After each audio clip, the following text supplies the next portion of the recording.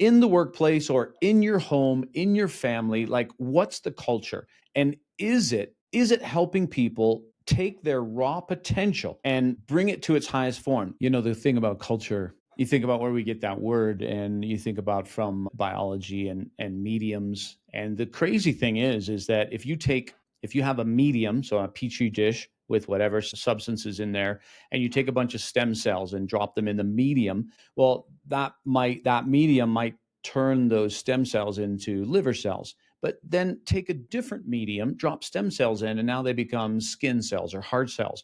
So, in other words, what the raw potential becomes is completely hinging on the medium that it's dropped into. That's why in the workplace or in your home, in your family, like what's the culture? And is it helping people take their raw potential and bring it to its highest form? Because here's the thing: if you have a team of 10 people, and I can get each of those 10 people to just be 10% more engaged, I just gave you another employee, right?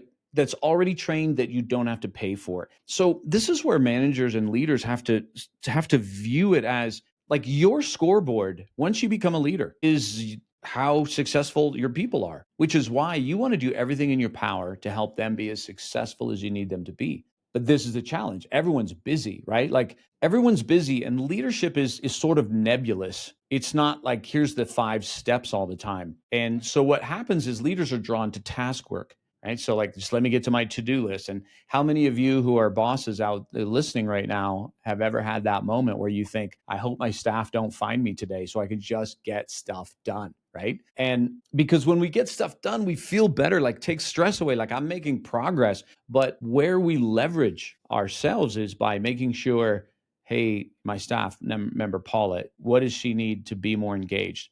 And it's not just about going around serving them like, what do you need? What do you need? Bottom line, you know what people need to bring their best? There's a sort of a cocktail of these, what we call engagement drivers, right? People want to be cared about. We want to help them get better and we want to appreciate them. But people also need an environment where they're making progress, right? If they're not making progress, they're not going to be engaged. Can we connect it to purpose? And can we give them autonomy? Leave them the hell alone. If you just take those 6 things I just said and you can bring those to every one of your employees, they're going to take it up a level.